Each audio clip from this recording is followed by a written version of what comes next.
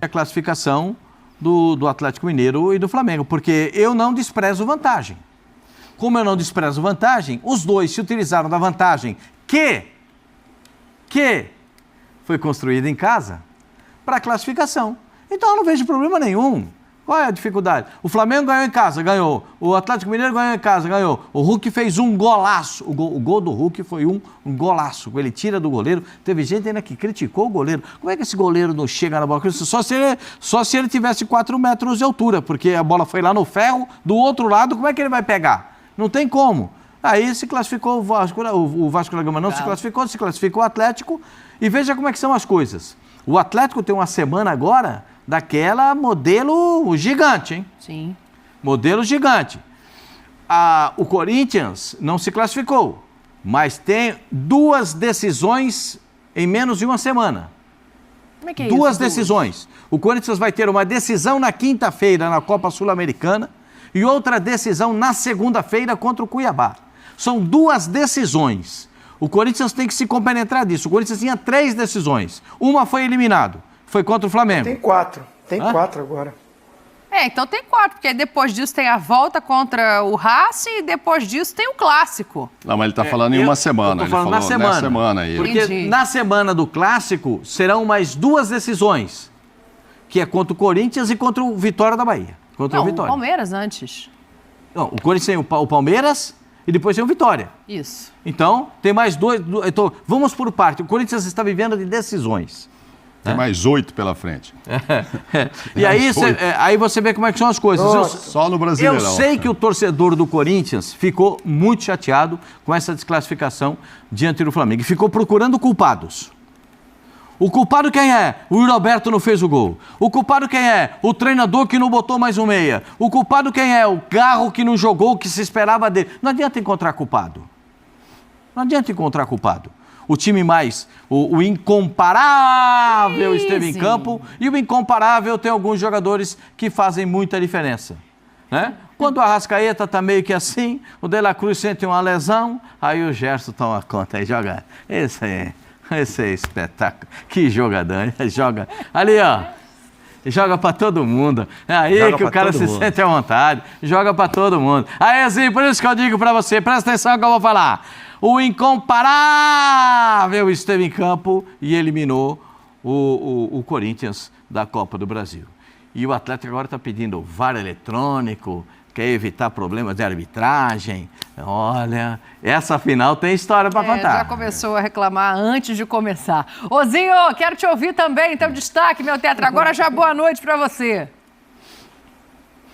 O meu destaque é o melhor jogo da semana, Palmeiras e Juventude. Opa! Esse sim foi jogo bom, 8 gols. 8 gols. E o Estevão arrebentando e o hat-trick do Veiga, né? Primeiro no Campeonato Brasileiro. Ninguém tinha feito 3 gols como o Veiga. Então, assim, sensacional o jogo, porque os outros foram joguinhos ruins, fraco, né? Tecnicamente, assim, ganhou, classificou, mas não vi brilho de ninguém. Brilho eu vi no jogo do Palmeiras e Juventude. Aí eu vi brilho. A gente vai falar de tudo isso depois do intervalo. Eu tenho uma ponderação a respeito desses 8 gols aí. Foi bonito de ver, mas os sistemas defensivos, né, tem que dar uma olhada. E aí eu gostaria de tirar uma dúvida com a senhora antes do intervalo. Comigo? Foi 5-3 o jogo? Isso é goleada? 2 gols de diferença? Ah, mas eu fiz 5. São 8 gols, né? Rapaz, agora a gente vai ter que porque a constar o gente tem uma regulamento discussão aqui. sobre goleada. Tem 3 gols de diferença no meu então não foi ponto goleada. de vista, mas 5-3 eu acho que eu vou abrir uma exceção. Pois é, essa dúvida sobre o que é goleada não é fácil não, porque às vezes... Quando tem um jogador que faz 3 gols no jogo... E tem um que chega... Aí, presidente, o pessoal queria o Veiga no banco, presidente. Tem gente aí que queria o Veiga no banco. E tem gente aí que não quer o gesto titular da seleção, sim. Eu não entendo, não. Tem isso também. Olha aqui, vou fazer o seguinte, hashtag ESPNFCBR, então, que o Pascoal gosta, lá no Twitter, lá no X, manda a sua mensagem. 5-3 é goleada ou não é goleada? O que você colocar na tela as imagens desse jogo aí pra gente começar o nosso debate? Vou lá no camarote, que eu quero ouvir do Zinho. O Zinho destacou o jogo do Palmeiras, dizendo que a Copa do Brasil não teve lá muita emoção, Tetra. Você não gostou, não, dessa partida, Zinho? Não, assim, a partida em termos técnicos, brilho, criatividade, lances de gols, lances bonitos, foi bem pouco. O meu destaque foi para exaltar um jogo de Campeonato Brasileiro, mas isso não quer dizer que é muito mérito, é muito importante classificar para a grande final da Copa do Brasil. Esportivamente, financeiramente, foi importantíssimo para o Flamengo e para o Corinthians também seria. Mas o Flamengo classificou e o que aconteceu no jogo tirou um pouco do brilho que o Flamengo poderia colocar, porque tem jogadores mais técnicos, né? tem melhores jogadores, mas com um a menos, e a mudança tática que o Felipe Luiz promoveu fez com que o Flamengo fosse um time mais conservador, tentando garantir o empate, tentando garantir o resultado construído no Maracanã, a vantagem que tinha, para não dar chance para o Corinthians. E do outro lado, faltou muito para o Corinthians. Pode ter sentido fisicamente, que está repetindo muitos jogos, a maioria dos jogadores estão jogando todos os jogos, não sei. Mas a verdade é que a Neoquímica lotada, maravilhosa a torcida do Corinthians, fazendo uma festa lindíssima, o apoio total, uma pressão enorme colocada em cima do time do Flamengo. Os jogadores dentro de campo não aproveitaram, não fizeram um grande jogo. Garro um pouquinho, vamos dizer assim, mas assim mesmo eu achei ele abaixo do que ele rende. Mas ele ainda tentou algo. Agora, se você for pensar no Romero, que veio da seleção do Paraguai, no Tales, que volta ao time, no Yuri Alberto, muito pouco desse jogador. Estou falando mais da parte ofensiva. Então, assim, joga com 2 volantes, o Charles saiu um pouquinho mais, o Bidu tentava chegar pela esquerda, o Mateuzinho até se lançou um pouquinho, mas era um time muito pragmático, né? Jogada pelo lado, cruzamento na área, poucas chances criadas, 2 defesas, vamos dizer, mais difíceis do Rossi, mas para um jogo que você está com uma a mais, jogando em casa, com a sua torcida toda te apoiando, e você não tem mais nada a perder, tem que se lançar, eu achei pouco. Ofensivamente, ou de criatividade, ou de qualidade da equipe do Corinthians. Faltou. O Flamengo fez a sua parte, correu muito, marcou muito. Pulgar fez um jogo muito bom, para mim, né, como primeiro volante. O Wesley, pelo lado direito, deu uma opção boa de ataque. E o Gerson, como sempre, o melhor jogador. Num restante, olha, vou ter que ter muito assim, ser muito bonzinho para dizer que outros jogadores do Flamengo se destacaram, né? Mesmo com as mudanças, né? Colocou mais um zagueiro. Eu não achei que a zaga do Flamengo foi maravilhosa. O Corinthians teve infiltrações, teve ainda possibilidades pelo lado do campo. O Yuri Alberto saiu em alguns momentos ali para finalizar, teve chances de cabeça também, né, cruzamentos, e conseguiram finalizar. Não achei uma partida brilhante defensivamente. Acho que uma incompetência ofensiva do Corinthians com uma entrega do Flamengo, com uma disposição. Os jogadores realmente tentaram suprir a ausência do Bruno Henrique, que foi expulso acertadamente, né? Pelo menos um lance o juiz acertou no jogo, né? Essa expulsão. Porque no resto foi um fiasco. Um juiz bem caseiro, bem tentando administrar o jogo. Vai ter os lances polêmicos para a gente analisar, cada um tem a sua opinião. Eu tenho a minha, acho que foi uma arbitragem muito ruim, muito condizente, né? Teve lances que ele tinha critérios diferentes no jogo, atrapalhou o jogo. O zagueiro do Corinthians falou isso.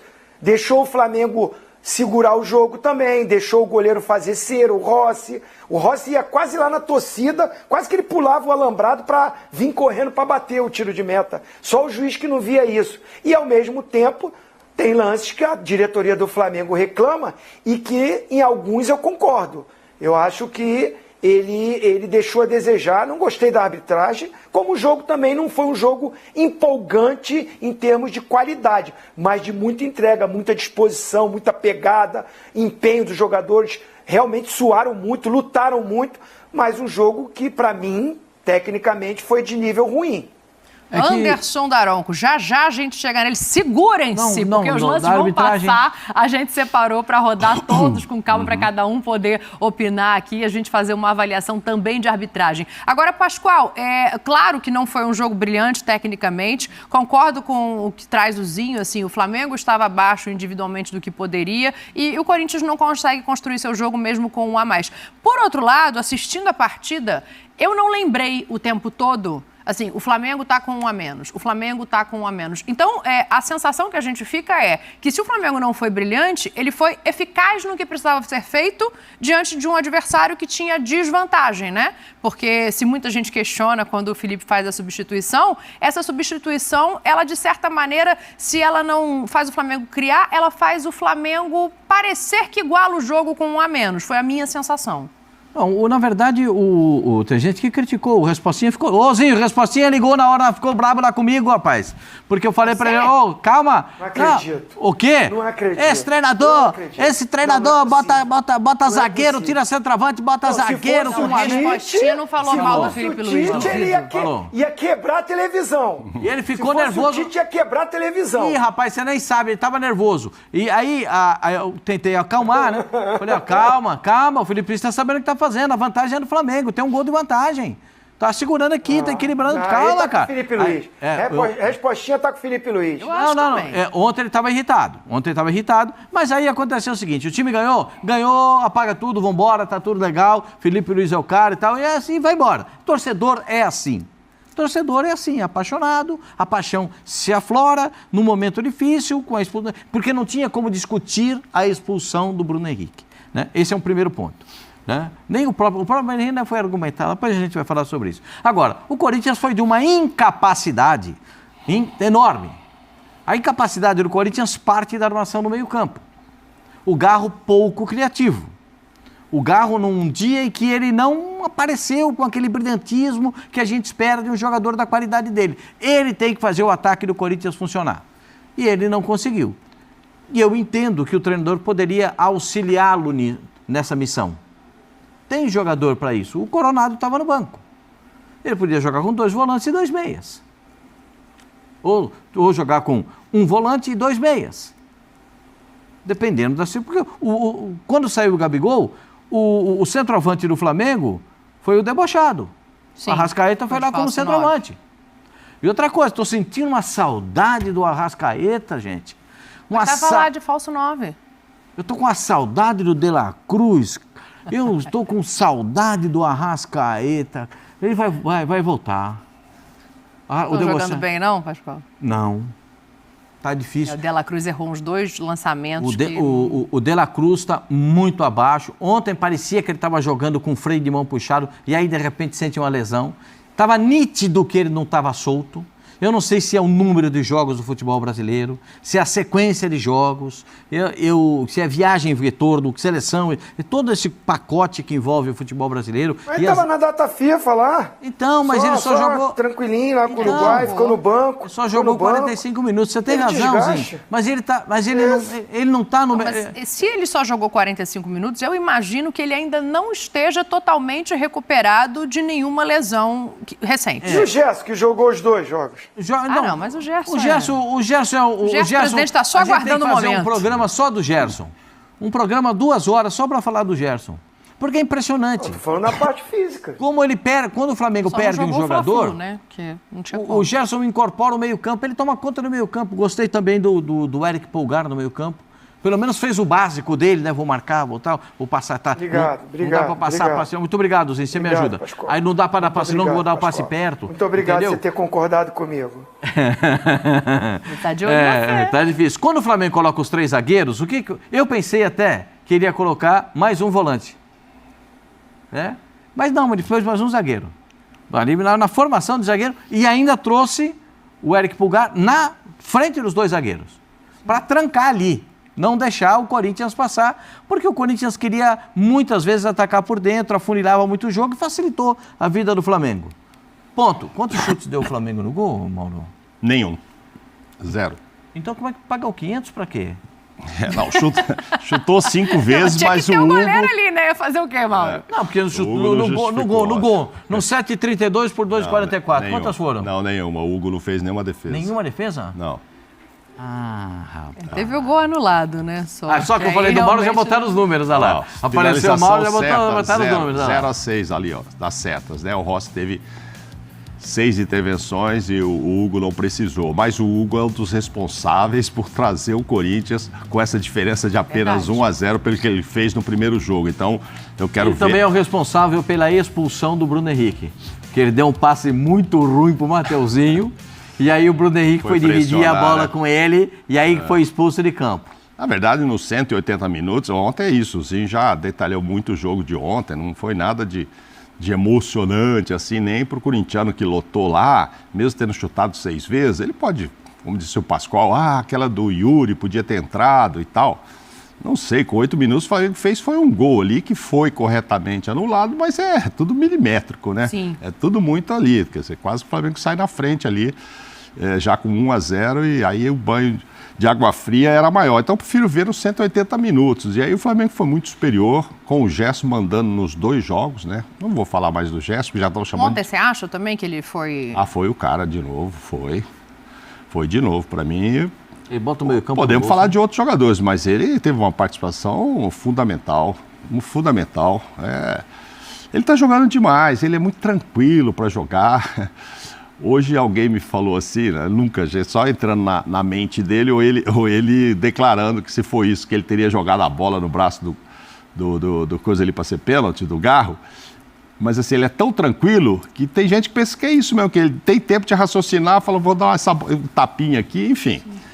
Eu acho ele muito tranquilo para essa final, para fora de casa. Não sei se o ambiente estava tão hostil assim, mas para ele não pegou nada, né? A gente fala da pilha porque foi a pilha do Mateuzinho, né? Isso. Que é ex-jogador do Flamengo. Claro. Aí o Wesley responde no campo, acaba virando mais uma provocação do que o ambiente. Mas a gente falava antes do jogo, acho que no Linha, que fizemos no sábado à noite, né? Que é da experiência desses caras todos ali, De La Cruz, Arrascaeta, o próprio Gerson, o Bruno Henrique, que começou bem o Bruno antes de sair, né? Do jogo, parecia que ali ia ser uma válvula de escape mesmo do Flamengo. Esses caras são muito experientes para sentir qualquer tipo de pressão, assim, né, e tremer e não saber jogar. E o Felipe foi muito bem. Para quem não tinha gostado dele no Fla-Flu, que foi o time que ele treinou o tempo todo e aí não funcionou em campo, mas ontem eu acho que isso foi muito comentado também, eu vi alguns programas, ele rapidamente se lembrou do Simeone, amigo, Atlético de Madrid, botou o 5-3-1 aqui, vamos que vamos. E já estava na cabeça dele, né? Foi muito rápido assim, parece que já estava na planilha ali, ó. Se sair esse, eu ponho esse, se sair aquilo, se acontecer isso e tal. E foi o que ele fez, ele fala na entrevista, ele deu a bola para o Corinthians e falou, vamos ver o que eles vão criar.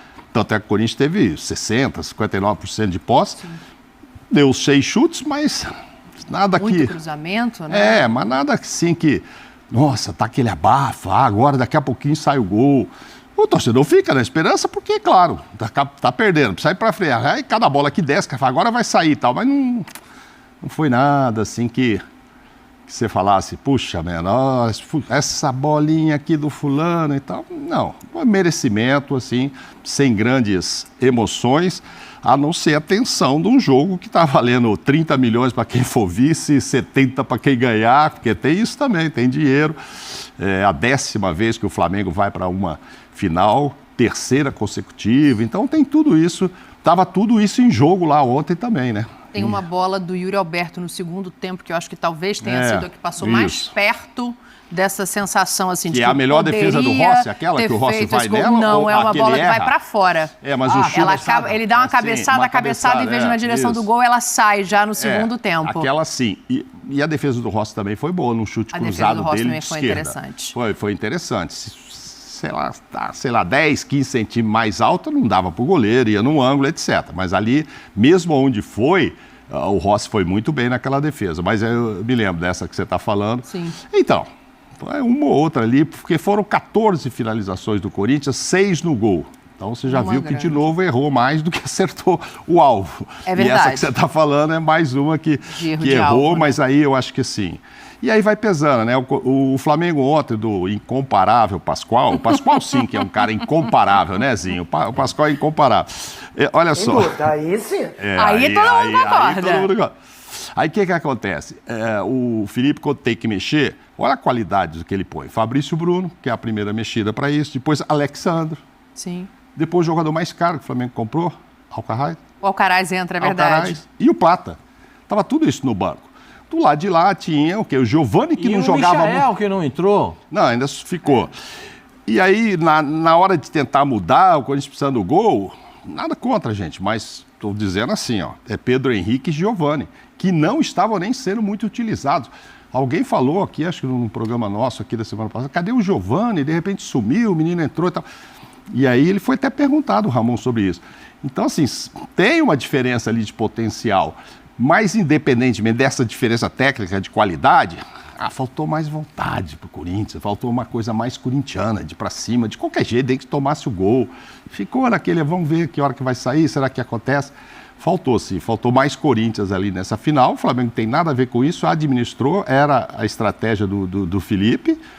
Eu me fecho aqui, vamos ver. Eu acho que ele sabia que o Corinthians não ia conseguir muita coisa não, porque deu certo, ele se fechou e a sua atuação lá, Atlético de Madrid, e ele deve ter tudo isso desenhado na cabeça, né? Ô, São muitos anos presidente. lá fora. Fala, Tetra. Não, eu tenho uma visão um pouco diferente, assim, eu confesso que eu não vi outros programas, mas eu falei isso ontem no Sport Center, né, que foi à noite, às 10 horas, não tinha assistido nenhum programa, e a minha análise nessa substituição do Felipe Luiz é muito pela parte física que apresenta alguns jogadores do Flamengo, porque ele declara muito que o Bruno Henrique, para ele, era o melhor jogador até aquele momento do jogo, ainda no início, né? Mas que era o jogador para explorar a velocidade nas costas do Mateuzinho, mas é aquele jogador que sem a bola, ele é o primeiro do trio ali da frente, Arrascaeta e Gabigol, é o primeiro que retorna para compor uma linha defensiva com o Gerson, com o Pulgar e com o De La Cruz. Pelo menos é a minha visão tática do Flamengo. Quando o Flamengo perde a bola, quem fica um pouco mais à frente é o Arrascaeta e o Gabigol. Eles até tentam, fazem uma sombra no volante adversário, tentam ajudar, né? Tenta ter um comprometimento, mas não é a característica, e os dois estão mal fisicamente. Por isso que eu concordo com o Pascoal. O Arrascaeta está longe de ser o Arrascaeta que a gente conhece. O craque, o cara diferenciado, o debochado, ele, por isso que eu falei, poupa o cara, pensa num jogo mais decisivo. E ele vem de jogos pela seleção do Uruguai, né? Aí ele entra lá um pouquinho no Fla-Flu. Eu acho que é um jogador que fisicamente, você vê como é que ele termina o jogo. Claro, ficou muito isolado ali na frente, correu ali, mas quase não pega na bola, porque é uma função diferente, mas eu vejo a inteligência do Felipe Luiz, independente de ter vencido ou não, porque o futebol é cruel. Se perde o jogo, eu não sei como é que seriam as críticas em cima dele. Perdeu um atacante, ele tira outro atacante para botar um zagueiro? Sim. Você imagina se Aí é o perde o jogo. respostinha. É o chato. É o chato do futebol, né, Pascoal? É o chato do futebol que é muito resultado, em cima do resultado que são feitas as análises. E eu respeito todas. Mas, na minha opinião, o que ele olha?